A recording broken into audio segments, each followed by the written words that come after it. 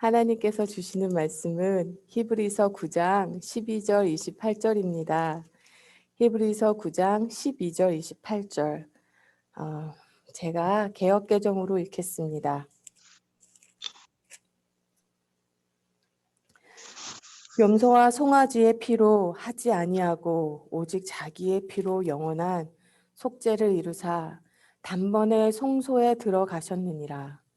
염소와 항소의 피와 및 암송아지의 죄를 부정한 자에게 뿌려 그 육체를 정결하게 하여 거룩하게 하거든. 하물며 영원하신 성령으로 말미암아 흠없는 자기를 하나님께 드린 그리스도의 피가 어찌 너희 양심을 죽은 행실에서 깨끗하게 하고 살아계신 하나님을 섬기게 하지 못하겠느냐. 이로 말미암아 그는 새 언약의 중보자시니 이는 첫 언약 때에 범한 죄에서 속량하려고 죽으사 부르심을 입은 자로 하여금 영원한 기업의 약속을 얻게 하려 하심이라. 유언은 유언한 자가 죽어야 되나니 유언은 그 사람이 죽은 후에야 유효한즉 유언한 자가 살아있는 동안에는 효력이 없느니라. 이러므로 첫 언약도 피 없이 세운 것이 아니니 모세가 율법대로 모든 계명을 온 백성에게 말한 후에 송아지와 염소의 피 및 물과 붉은 양털과 우슬초를 취하여 그 두루마기와 온 백성에 뿌리며 이르되 이는 하나님이 너희에게 명하신 언약의 피라 하고 또한 이와 같이 피를 장막과 섬기는 일에 쓰는 모든 그릇에 뿌렸으니라. 율법을 따라 거의 모든 물건이 피로써 정결하게 되나니 피 흘림이 없인즉 사함이 없느니라. 그러므로 하늘에 있는 것들의 모형은 이런 것들로서 정결하게 할 필요가 있었으나 하늘에 있는 그것들은 이런 것들보다 더 좋은 제물로 할지니라. 그리스도께서는 참것의 그림자인 손으로 만든 성소에 들어가지 아니하시고 바로 그 하늘에 들어가사 이제 우리를 위하여 하나님 앞에 나타나시고 대제사장이 해마다 다른 것에 피로써 성소에 들어가는 것 같이 자주 자기를 드리려고 아니하실지니 그리하면 그가 세상을 창조한 때부터 자주 고난을 받았어야 할 것인데 이제 자기를 단번에 제물로 드려 죄를 없이 하시려고 세상 끝에 나타나셨느니라. 한 번 죽은 것은 사람에게 정해진 것이요 그 후에는 심판이 있으리니 이와 같이 그리스도도 많은 사람들의 죄를 담당하시려고 단번에 들이신 바 되셨고 구원에 이르게 하기 위하여 죄와 상관없이 자기를 바라는 자들에게 두 번째 나타나시리라. 푸른 마르고 꽃은 식나 하나님의 말씀은 영원히 서리라. 아멘. 본문 많이 괜찮으신가요? 저도 한 이틀은 꼬박 열과 오한으로 고생했는데요. 힘내요. 앓으면서 너무 감사하더라고요. 지난 1년 동안 하나님께서 저희 교회 가족분들을 얼마나 아끼시고 보호하시고 인도하셨는지 그 은혜가 너무나 감사하고 그래서 정말 앓는 내내 감사 기도를 드렸던 것 같아요. 힘내시기 바랍니다. 기도하겠습니다. 성령님, 생명을 주시는 것은 성령님이시니 하나님 이 시간 생명의 말씀으로 아버지의 말씀이 우리의 심령을 세우시고 인도하시고 십자가의 그곳으로 이끌어 주옵소서. 성령님, 저희 성도님들 계시는 처소 곳곳마다 하나님의 크신 은혜와 그리고 지금 많이 아프셔서 누우신 성도님들의 그 침상 위에도 하나님께서 특별한 치유와 위로하심으로 가득히 부어주시기를 예수님의 이름으로 기도합니다. 아멘. 그리스도인들이 크리스찬으로 사는 것이 참 만만치가 않습니다. 어, 왜냐하면 크리스찬들은 두 세상의 시민이기 때문이에요. 이 땅의 시민이며 동시에 천국 시민입니다. 이 땅에서 크리스찬의 삶은요, 가이사의 것은 가이사에게 주어야 하고 하나님의 것은 하나님에게 드려야 하는 삶을 살아야 하기 때문이에요. 두 세상의 시민이기 때문에 눈에 보이는 것을 쫓는, 보이는 대로 이끌어지는 이 세상 속에서 믿음으로 걸어가는 법을 배워야 합니다. 이 땅에 속한 사람들은 눈에 보이는 것만 믿습니다. 그러나 신앙인들은 믿는 것을 볼 수 있어야 해요. 성막은 눈에 보이는 것이었습니다. 모세의 율법 제사법도 눈에 보이는 것이었어요. 하나님께서 시키신 대로 그렇게 제사를 드리고 나면, 속죄 제사를 드리고 나면 뭔가 해놓은 게 있고 이루어 놓은 게 있다 보니 마음이 죄로부터 편안합니다. 언제까지냐면요. 또 다시 죄를 지을 때까지. 그래서 죄를 지을 때마다 반복해서 드려야 했습니다.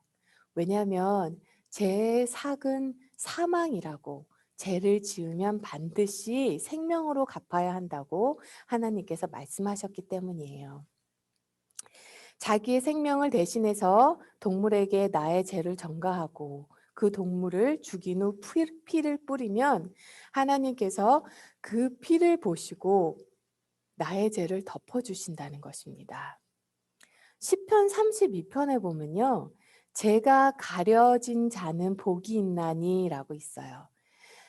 어떤 번역본은 죄 용서함을 받은 자는 복이 있나니라고 되어 있는데요. 원어에 가지고 있는 뜻은 죄가 가려진 자가 맞는 말입니다. 여기서 죄가 가려지다에서 쓰여진 원어가 바로 카사인데요. 카사는 가려주다, 덮어주다입니다. 핏부림으로 죄를 덮어두는 것입니다. 언제까지? 예수님께서 십자가에서 피 흘리실 때까지예요. 자, 그러면 왜 꼭 굳이 피야만 해야 되느냐? 저희가 오늘 히브리서 9장 19절에 보면요.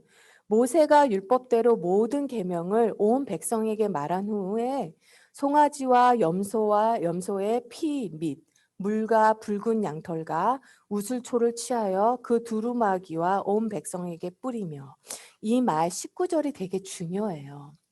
저희가 출애굽기를 보면요. 하나님께서 모세에게 율법을 말씀해 주십니다. 그리고 백성들에게 이것을 다 지킬 수 있느냐? 그러면 너희가 나의 백성이 되고 내가 너희의 하나님이라. 내가 너를 그 언약에 들어갑니다. 언약에 들어갈 때 백성들이 그렇게 하겠습니다 하고 다짐을 합니다. 그때 하나님께서 모세에게 시킨 게 뭐냐면요. 송아지를 잡아 그 피를 물과 섞은 다음에 장로들에게 뿌리게 합니다. 이게 만약 영화로 만들어졌다면요. 레이ted R이었을 거예요. 상상을 한번 해보세요. 많은 사람들이 피를 뒤집어 쓰고 있는 거예요. 자, 이 말은 뭐냐면요. 너희가 지금 언약에 이제 들어갔는데 이 언약을 너희가 깨는 순간 너희가 이렇게 피를 흘리며 죽어갈 것이라는 거예요.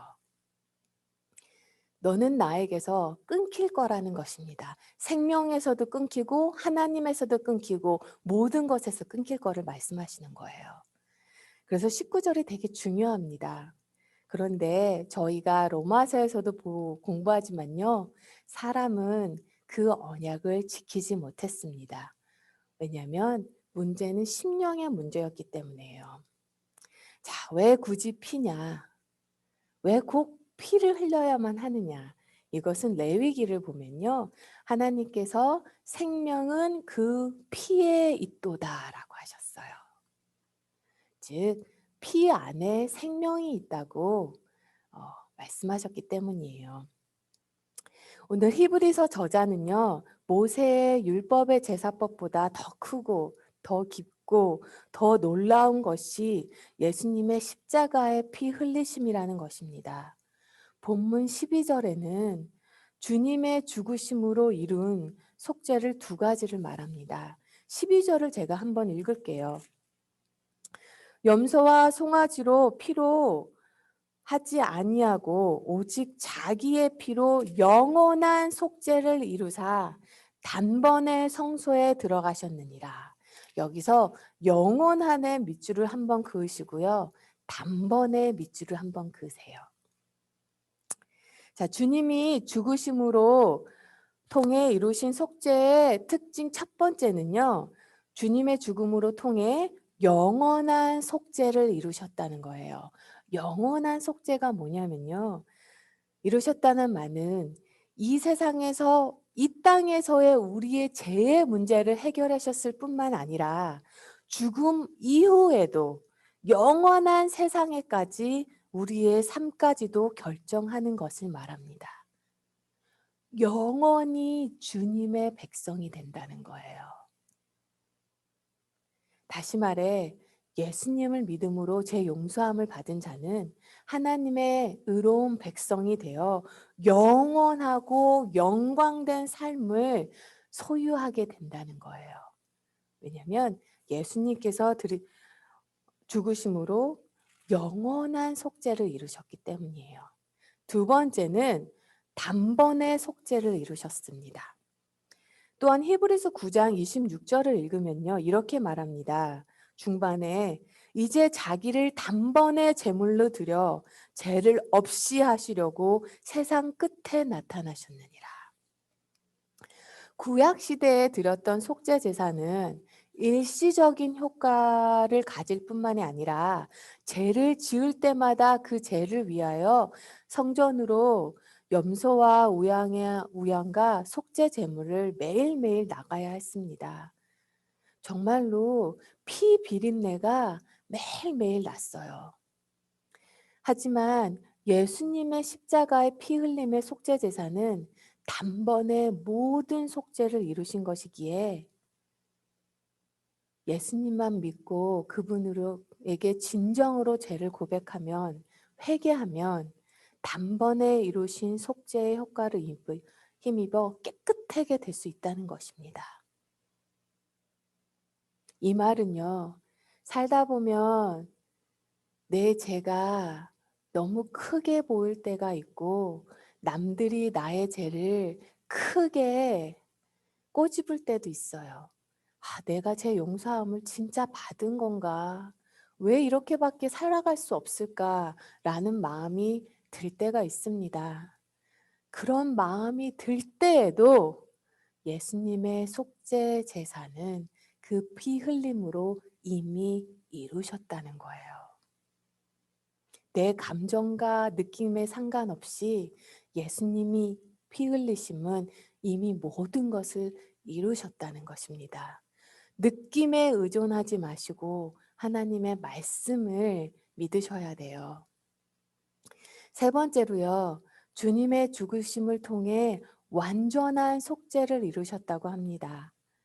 이 세상 어느 누구도 어떤 종교나 사상, 지식으로도 인간의 죄 문제를 완전히 해결할 수는 없습니다. 심지어 구약 시대에 행해졌던 속죄 제사도 그때그때마다 죄를 덮어둘 수는 것뿐 근본적인 죄의 문제는 해결하지 못하고 완전히 죄가 소멸되지 못하고 완전한 의를 이룰 수 없습니다. 모든 짐승들도 완전하지 못하기 때문에 흠이 있기에 완전한 속죄를 이룰 수 없습니다. 언제까지? 예수님이 피 흘리실 때까지. 그래서 제 사함을 가려둔다고 한 것입니다. 하지만 예수님은 완전한 분이시기 때문에 14절 말씀같이 하물며 영원하신 성령으로 말미암아 흠없는 자기를 하나님께 드린 그리스도의 피가 어찌 너희 양심을 죽은 행실에서 깨끗하게 하고 살아계신 하나님을 섬기게 하지 못하겠느냐.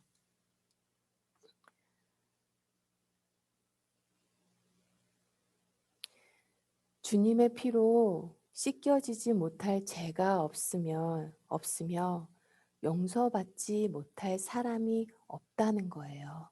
완전한 속죄. 어, 저는 완전한 속죄라는 말을 들면요. 어떤 권사님의 간증이 항상 기억이 나요. 이 권사님께서 제가 알기로는 예전에 전쟁 중에 너무 가난하셨을 때 쌍둥이를 놓으셨는데 어, 그때 남편이 돌아가시고 친정에서 몸을 푸시는데 쌍둥이를 바라보는데 이 아이들을 키울 자신이 없는 거예요. 친정 집에 형제들도 먹을 것이 없어서 그 가난 속에서 허덕이는데 두 갓난 아이를 키울 엄두가 안 나는 거죠. 그래서 한 아이는 젖을 주지 않았다고 합니다. 이것을 마음에 계속 품고 교회에서 열심히 신앙생활을 하셨대요.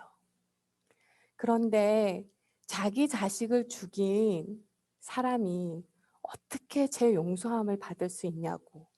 다른 죄는 몰라도 자기가 낳은 자식을 죽인 죄는 어떻게 용서함을 받을 수 있겠냐고.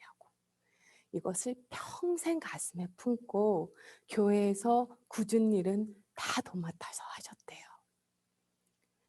그러다가 정말로 어느 목사님께서 완전한 속죄라고 예수님의 피 흘리심은 예수님의 피 흘림으로 씻겨지지 못할 죄가 없다고. 자기 자식을 죽인 것도 예수님의 피가 다 씻겨 내줘줍니다. 라는 그 말 한마디에 제 용서함을 받았구나. 자기 자식을 죽인 죄도 용서받았구나. 라는 그 간증을 항상 생각이 나요. 이것이 예수님께서 십자가에서 흘리신 보혈입니다. 스웨덴의 여류 작가로 노벨 문학상을 받은 셀마 라게르레프라는 진홍 가슴새의 비밀이라는 동화가 있습니다. 진홍 가슴새라는 비밀의 동화는 뭐냐면요. 천지 창조 당시에 하나님께서 잿빛털을 가진 새 한 마리를 만드시고 진홍 가슴새라는 이름을 붙여줬어요. 그래서 잿빛 새가 하나님께 물었습니다. 하나님, 저는 온몸이 잿빛인데 왜 진홍 가슴새라는 이름을 지어주었습니까? 하나님께서 하시는 말씀이 내가 참 사랑이 무엇인가를 깨닫게 될 때 그 이름에 합당한 깃털을 갖게 될 거라고. 오랜 세월이 흘렀습니다. 잿빛새가 갈보리 언덕 위에 날고 있는데 이상한 광경을 보았어요. 사람들이 십자가에 사람을 매달고 있는 거예요. 십자가에 못 박혀 있는 거예요. 그 광경을 지켜보던 사람들이 하는 말을 들었습니다. 가운데 십자가에 못 박힌 예수라는 사람은 죄가 없는데 왜 저렇게 피를 흘려야 하는지 하는 사람들의 수군수군대는 소리를 들었어요. 이 말을 들은 잿빛새는 예수에게 마음이 이끌렸습니다. 죄도 없다는데 왜 십자가에서 죽어야 하는 걸까? 의민이 들어서 치근한 생각이 들었다고 합니다. 그래서 예수에게 가까이 날아가 보았더니 십자가 위에서 고통을 당하고 있더래요. 가시로 만든 관을 머리에 썼는데 피가 과시관을 타고 계속 흘렀다고 합니다. 많은 가시들이 머리에 박혀 있었습니다. 잿빛새는 안타까운 마음으로 예수의 머리에 가까이 날아가 이마에 박힌 가시를 자신의 부리로 하나하나 뽑아내기 시작했습니다. 가시가 뽑힐 때마다 피가 솟구쳐 나왔습니다. 진홍 가슴새는 곧 피투성이가 되었습니다. 가슴에 묻은 피를 씻기 위해 시냇가로 날아가 피를 씻었으나 피가 씻겨지지 않았다는 것입니다. 결국 잿빛새는 아무리 씻어내도 지워지지 않는 진홍 가슴새로 거듭나게 되었으며 그 새가 낳은 새끼들도 가슴에 선명한 진홍 깃털을 갖고 태어나게 됩니다. 이름대로 진홍 가슴새가 되었다고 합니다. 가슴에 그리스도의 피가 묻은 새가 된 것입니다. 우리 모두 가슴에 그리스도의 피가 묻은 하나님의 백성이 되는 것입니다. 오늘 본문 말씀 중에서 가장 은혜로운 말씀이 저는 14절 말씀이에요. 그리스도의 피는 우리의 죄를 용서하는 것뿐만이 아니라 변화시키는 능력이 있다고 합니다. 14절을 보면요. 이렇게 말을 합니다. 예수 그리스도의 피는 우리의 양심을 깨끗게 할 수 있다고. 그리고 예수님의 피는 살아계신 하나님을 섬길 수 있게 한다고 말씀하고 있어요. 14절 말씀입니다. 하물며 영원하신 성령으로 말미암아 흠없이 자기를 하나님께 드린 그리스도의 피가 어찌 너희 양심을 죽은 행실에서 깨끗하게 하고 살아계신 하나님을 섬기게 하지 못하겠느냐. 나의 양심을 깨끗하게 하시고 어려움과 핍박 속에서도 지금 생명의 위협을 받는 순간 속에서도 살아계신 하나님을 섬기게 할 수 있는 그 힘을 주시는 게 그리스도의 피라는 거예요. 이 히브리서 편지를 받은 사람들은 믿음을 지키고 앞으로 나아가거나 아니면 믿음을 저버리고 살 길, 생명을 보존하는 길을 찾는 이 둘 중에 하나의 길목에 서 있습니다. 이 땅의 생명을 보존하고자 위해 영원한 생명을 잃어버리겠느냐예요. 우리도 생명을 잃어버릴 위험은 없지만 눈에 보이는 것을 쫓아가는 이 세상 속에서 살다가 영원한 것을 잃어버리게 되는 그런 유혹이 들 때도 있습니다.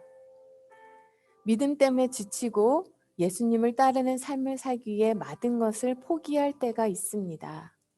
살다 보면 인생의 한복판에서 생각지도 못했던 돌풍을 만나서 안간힘을 쓰고 진액이 다 빠지고 어떻게 무엇을 해야 될지 모를 때가 있다는 거죠. 사람들로 지칠 때가 있습니다. 가족이 힘에 부딪힐 때가 있더라고요. 그러나 이렇게 인생의 돌풍을 만나고 고난을 만났을 때 눈에 안 보이는 것처럼 보이는 예수님이 우리의 구원자 되신다는 거예요. 히브리서 저자는 예수 안에서 받은 은혜를 기억하라는 것입니다. 그것이 지금 이 고난을 이길 수 있는 유일한 방법이라는 거예요. 하나님이 우리를 얼마나 사랑하는지, 예수님의 십자가로 우리가 어떤 구원을 받았는지, 어떤 은혜를 받았는지 생각하고 또 생각하라는 거예요. 위기에 빠지고 고난에 빠지면 사람들은 착각을 하게 됩니다. 하나님이 살아계신다면 내 위기와 내 고난을 왜 못 본 척 하실까? 그리고 이때 당시에 사탄은요, 그 때를 놓치지 않아요. 사탄은요, 영적인 존재보다 때문에요. 인간보다 사람보다 더 똑똑합니다. 정확히 어디를 찔러야지 저 사람을 무너뜨릴 수 있는지 알고 있어요. 그래서 사탄은 이 기회에 이때 너는 혼자야 라는 생각을 집어넣어 줍니다. 아무도 없구나. 나 혼자구나. 나 혼자라고 생각하면 더 외롭고 더 두려워지기 때문이에요. 나 혼자라고 생각하면 포기하게 되기 때문입니다.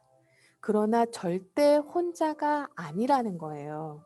나를 힘들게 하는 사람도 있지만 나를 사랑하고 나를 응원하고 나를 아껴주는 사람이 있다는 거예요.